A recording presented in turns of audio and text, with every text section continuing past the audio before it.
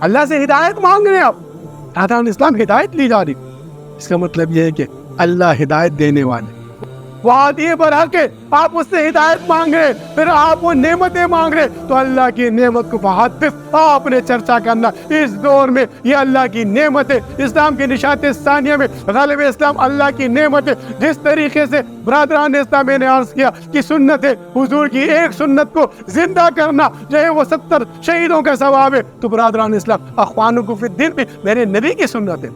آپ نے دیکھا مدینہ کے اندر کس طریقے سے اخوانکم فی الدین بنایا گیا، تو آج وہ دوبارہ ہم انہیں اپنے مسلمان بھائی کو اپنے سینے سے لگانا ہے، اب ایک دوسرے کی رحمت بننا ہے، تو حضور کی سنت کو زندہ کرنا ہے۔ برادران اسلام فقیر آپ کو دعوت دے رہا ہے، آئیے سیاسی بالستر سے نکل کر، آئیے آج تکفیر کی اس سوچوں سے نکل کر اپنی سوچ، اپنے ارادوں کو، اپنے باتوں کو، اپنے الفاظ کو دوسرے مسلمان کے لیے رحمت بنائیے، رحمت بنائیے۔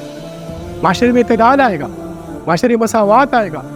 آج کا نوجوان گمراہی کی طرف جا رہا ہے، یہ سوشل میڈیا کے ذریعے نوجوانوں کو گمراہی کی طرف لے جایا جا رہا ہے۔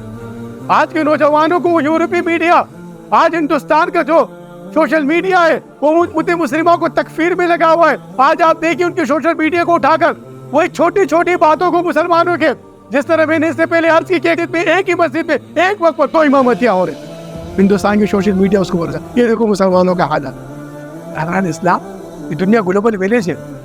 کیوں گلوبل ویلیج ہے؟ کیونکہ اس پورے دنیا کے لیے ایک ہی نبی ہے جو آخری نبی ہے، محمد مصطفیٰ صلی اللہ علیہ وسلم۔ برادران اسلام، یہ اللہ کی نعمتوں کی روگردانی نہ کرے، اللہ کی نعمتوں کی روگردانی کرنے والے، تکذیب کرنے والوں کا حشر آپ نے قرآن میں دیکھا۔